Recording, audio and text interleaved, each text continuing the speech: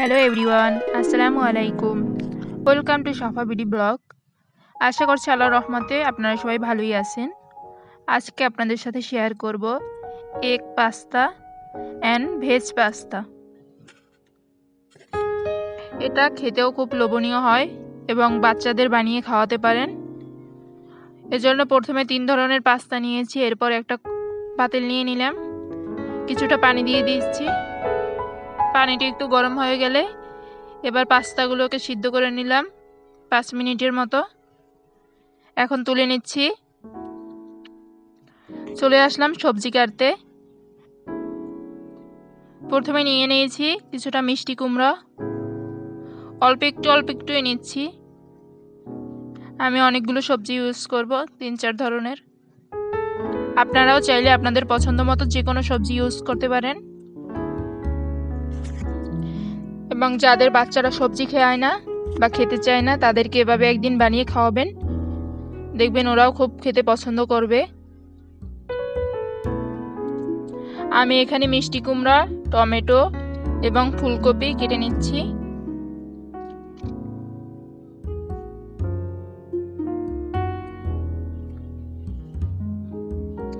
এরপর কিছুটা কাঁচামরিচ এবং কিছুটা বোম্বাই মরিচ কেটে নিয়েছি। এটা আমি একটু ঝালই পছন্দ করি। এবং নিয়ে নিলাম কিছুটা আদা কুচি এবং পেঁয়াজ কুচি। চলে আসলাম রান্নাতে। প্রথমে চুলে একটা কড়াই বসিয়ে দিলাম, কিছুটা দিয়ে দিলাম সাদা তেল। এখন দিয়ে দিচ্ছি আদা কুচি, একদম ছোট করে কুচি করে রেখেছিলাম।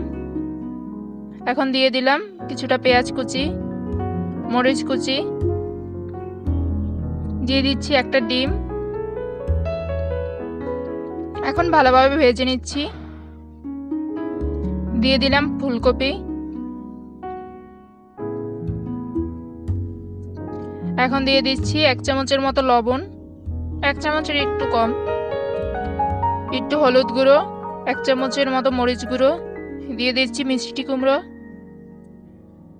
এখন দিয়ে দিচ্ছি কাঁচা টমেটো।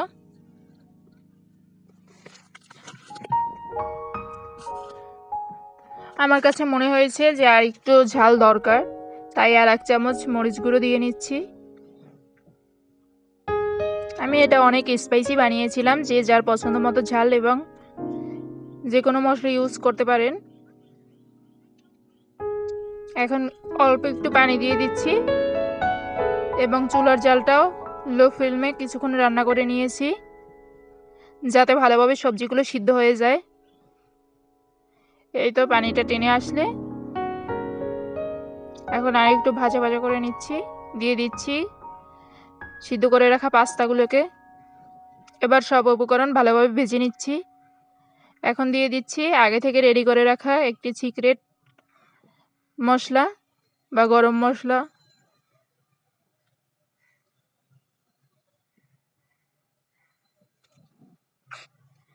এই তো এই মশলাটা দিয়ে ভালোভাবে একটু ভেজে নিচ্ছি। দেখুন কতটা লোভনীয় হয়েছে।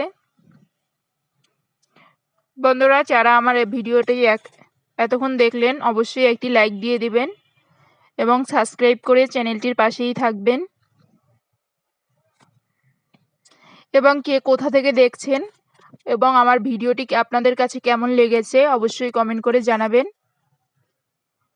এবং যারা আগে থেকেই সাবস্ক্রাইব করে রেখেছেন এবং সবসময় পাশে থাকছেন, তাদেরকে তো অসংখ্য অসংখ্য ধন্যবাদ। দেখুন আমার পাস্তাটা কতটা লোভনীয় হয়েছে, একটু সুন্দর করে সাজালাম। অবশ্যই একটি লাইক দিয়ে দেবেন এবং সাবস্ক্রাইব করে চ্যানেলটির পাশেই থাকবেন। এভাবেই তৈরি করে নেবেন ঝটপট দারুণ স্বাদের টেস্টি পাস্তা।